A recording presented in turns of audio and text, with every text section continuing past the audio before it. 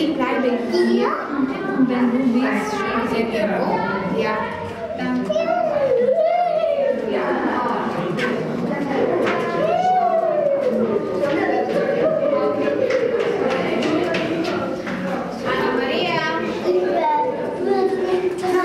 Schau mal, der badet sich gerade.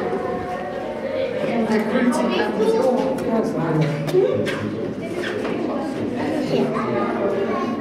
Schaut jeder da drin. Was? Schau, wenn sie sich so hübsch schwanzen, gehen sie meistens schlafen. Oh, der denkt sich, ist das gemütlich da im Wasser. Hinterm Ohrwaschel putzen. Am Bobbschorle nicht putzen. Am Schwanz. Jetzt noch? Da am Rücken. Zwischen Rücken kratzen.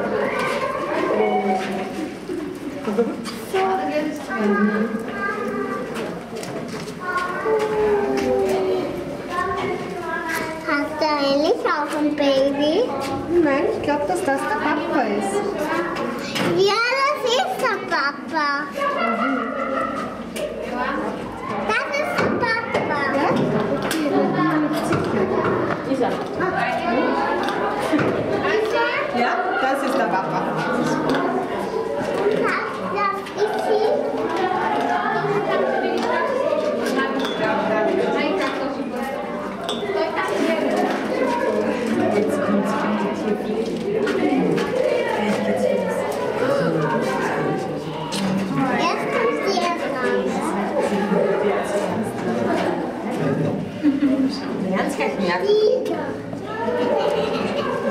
So, herzlich willkommen in der Südamerika-Anlage.